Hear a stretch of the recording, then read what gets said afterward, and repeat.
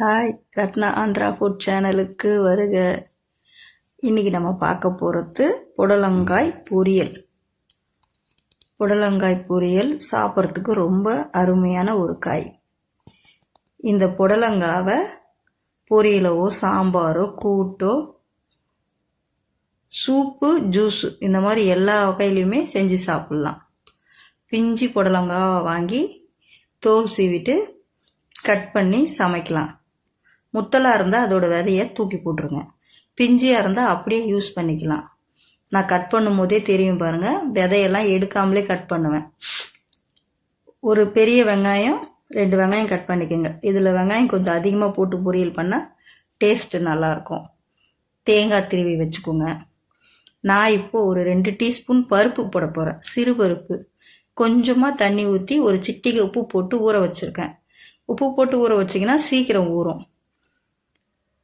ஊற வைக்க மறந்துட்டீங்கன்னா கூட கொஞ்சம் வெதுன்னு வெந்நீர் வச்சு ஊற்றுனீங்கன்னா பொரியல் வெங்காயம்லாம் வதக்கிறதுக்குள்ளே அது ஊறிடும். இப்போ எண்ணெய் ஊற்றி கடுகு, சீரகம், கருவேப்பிலை, பூண்டு எல்லாம் போட்டு லேசாக பொன்னிறம் வர வரைக்கும் வறுத்து எடுத்துக்கோங்க. 2 காஞ்ச மிளகா தான் போட்டிருக்கேன். பொரியலுக்கு நிறைய காரம் வேணாம், அதனால். இதையெல்லாம் பொன் வறுவலாக வறுத்ததுக்கப்புறம் வெங்காயம் கட் பண்ணி வச்சுருந்தோம் இல்லையா, அதை போட்டு ஒரு வதக்கணும். கொஞ்சம் அரை வேக்காடு வெந்ததுக்கப்புறம் காய் சேர்க்கலாம். இந்த வெங்காயத்துலேயும் ஒரு சிட்டிக்கு உப்பு போட்டுக்கோங்க, கொஞ்சம் டேஸ்ட்டாக இருக்கும். இப்போ கொஞ்சோண்டு பெருங்காயம் போட்டுக்க போகிறோம். அந்த வதங்கிடுச்சு பாருங்கள், உங்களுக்கு பார்க்கும் போதே தெரியும். இப்போது காய், பருப்பு, உப்பு எல்லாம் போட்டு அந்த பருப்பில் இருக்கிற தண்ணியே போதும்.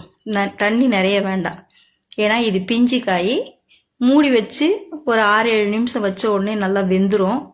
தீ மட்டும் கொஞ்சம் திட்டமாக, எப்படி சொல்கிறதுனா அரை தீ கூட விட கொஞ்சம் கம்மியாகவே வச்சு மூடி வைங்க. இந்த மாதிரி காய் பொரியல் செய்யும் போது கடாய் பாத்திரம் கொஞ்சம் நல்லா கனமாக இருக்க மாதிரி பார்த்துக்கோங்க. அப்போ தான் கலர் மாறாமல் அந்த கரெக்டான பக்குவத்தில் வேகும். பாத்திரம் திக்கு கம்மியாக இருந்துச்சுன்னா அடி பிடிச்சிரும். இந்த புடலங்காவை சாப்பிட்றதுனால நிறைய நன்மை இருக்குது. முதல்ல வயிறு புண்ணு குணமாகும். ஜீரணமாகாமல் இருக்கிறவங்க அடிக்கடிக்கு இந்த புடலங்காய் செஞ்சு சாப்பிட்டா ஜீரண சக்தி நல்லாயிருக்கும். தூக்கம் வரும். பொதுவாக அந்த காலத்தில் சமையலில் பார்த்திங்கன்னா நிறைய புடலங்காய் இருக்கும். அந்த காலத்துலலாம் கவலைப்படாமல் டென்ஷனுன்ற ஒரு வார்த்தையை நிறைய யூஸ் பண்ண மாட்டாங்க, நல்லா தூங்குவாங்க. இப்போது இந்த மாதிரி நாட்டு காய்கறிகள் புடலங்காய், பீர்க்கங்காய், கொத்தவரங்காய், கோவக்காய் இதெல்லாம் சமைக்கிறதே விட்டுட்டாங்க. இப்போ பாருங்கள், நல்லா வெந்து போயிருக்கு. அந்த கலர் மாறி இருக்கு பாருங்களேன். அவ்வளோதான். இது கூட தேங்காய் போட்டு இறக்கிக்கலாம். சிலர் வேர்க்கடலை போடுவாங்க, எது வேணாலும் போட்டுக்கலாம். நான் தேங்காய் போட்டு சாப்பிடும்போது வயிறு புண்ணெல்லாம் ஆறும்.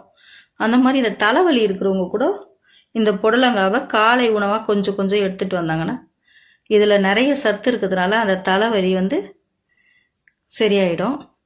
இதை பொரியலாக மட்டும் இல்லை, இந்த மாதிரி தொக்கு மாதிரி வெங்காயம் தக்காளி வச்சு மிளகாய் தூள் போட்டு கொஞ்சம் இஞ்சி பூண்டு பேஸ்ட்டு போட்டு தொக்கு பண்ணிட்டு கூட நீங்கள் சாதம் சப்பாத்திக்கெல்லாம் கூட வச்சு சாப்பிட்லாம். பொரியல் சாப்பிட போர் அடிக்கிறவங்க இந்த மாதிரி செஞ்சும் சாப்பிட்லாம். செமைய சூப்பராக இருக்கும்.